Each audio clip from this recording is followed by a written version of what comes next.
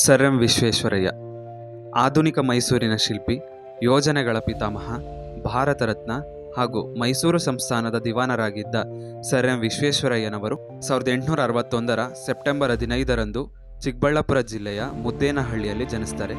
ಇವರ ತಂದೆ ಶ್ರೀನಿವಾಸ ಶಾಸ್ತ್ರಿ, ತಾಯಿ ವೆಂಕಟಲಕ್ಷ್ಮಮ್ಮ.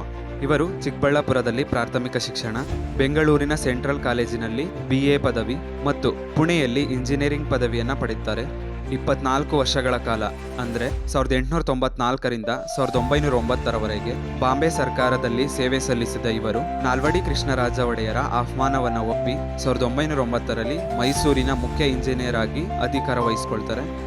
ಇವರ ಕಾರ್ಯದಕ್ಷತೆಯಿಂದ ಪ್ರಭಾವಿತರಾದ ಮಹಾರಾಜರು 1912ರಲ್ಲಿ ಮೈಸೂರು ಸಂಸ್ಥಾನದ ದಿವಾನರನ್ನಾಗಿ ನೇಮಿಸ್ತಾರೆ.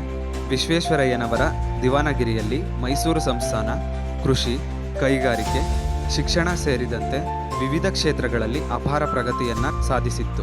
ಕೈಗಾರಿಕೀಕರಣ ಇಲ್ಲವೇ ವಿನಾಶ ಎಂಬ ಘೋಷಣೆಯನ್ನು ನೀಡಿದ ವಿಶ್ವೇಶ್ವರಯ್ಯನವರು ಭದ್ರಾವತಿಯಲ್ಲಿ ಕಬ್ಬಿಣ ಕಾರ್ಖಾನೆ, ಮೈಸೂರಿನಲ್ಲಿ ಶ್ರೀಗಂಧದ ಎಣ್ಣೆ ಕಾರ್ಖಾನೆ, ಬೆಂಗಳೂರಿನಲ್ಲಿ ಸಾಬೂನು ಕಾರ್ಖಾನೆ, ಲೋಹದ ಕಾರ್ಖಾನೆ, ಚರ್ಮ ಹದ ಮಾಡುವ ಕಾರ್ಖಾನೆಗಳನ್ನು ಆರಂಭಿಸ್ತಾರೆ. ಹಾಗೂ ಇವರ ಕಾಲದಲ್ಲಿ ಗುಡಿ ಕೈಗಾರಿಕೆಗಳಾದ ನೇಕಾರಿಕೆ, ಕುಂಬಾರಿಕೆ, ಹೆಂಚು, ಮರಗೆಲಸ, ಚಾಪೆ, ಚರ್ಮದ ವಸ್ತುಗಳು, ಬೀಡಿ ಮತ್ತು ಅಗರಬತ್ತಿ ಕೈಗಾರಿಕೆಗಳು ಪ್ರವರ್ಧಮಾನಕ್ಕೆ ಬರ್ತವೆ.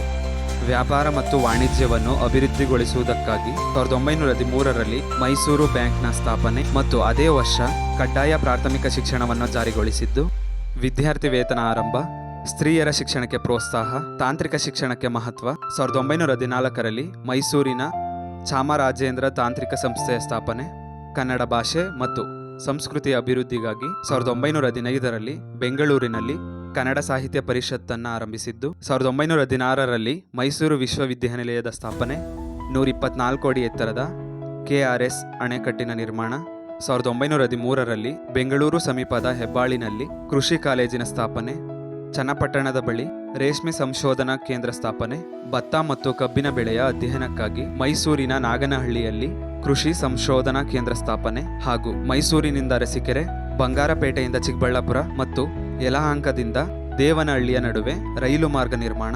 ಹೀಗೆ ವಿಶ್ವೇಶ್ವರಯ್ಯನವರು ಹಲವಾರು ಮಹತ್ತರ ಸುಧಾರಣೆಗಳನ್ನು ಜಾರಿಗೊಳಿಸಿದ್ದಾರೆ. A vision of prosperous Mysore, reconstructing India, rapid development of industries, planned economy for India ಹಾಗೂ memories of my working life ಇವು ಅವರು ರಚಿಸಿರುವ ಮುಖ್ಯ ಗ್ರಂಥಗಳಾಗಿವೆ.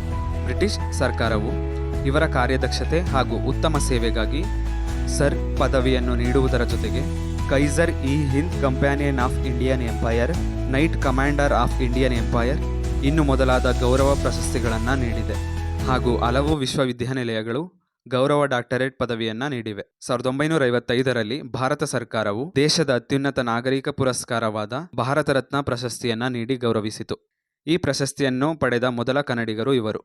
101 ವರ್ಷಗಳ ಸಾರ್ಥಕ ಜೀವನವನ್ನು ನಡೆಸಿದ ಇವರು 1962 ಏಪ್ರಿಲ್ 14ರಂದು ನಿಧನರಾಗ್ತಾರೆ. ಇವರ ನಿಸ್ವಾರ್ಥ ಸೇವೆಯನ್ನ ಸ್ಮರಿಸುವ ಸಲುವಾಗಿ ಇವರ ಜನ್ಮದಿನವಾದ ಸೆಪ್ಟೆಂಬರ್ 15 ರಾಷ್ಟ್ರೀಯ ಇಂಜಿನಿಯರ್ ದಿನವನ್ನಾಗಿ ಆಚರಿಸಲಾಗ್ತಿದೆ.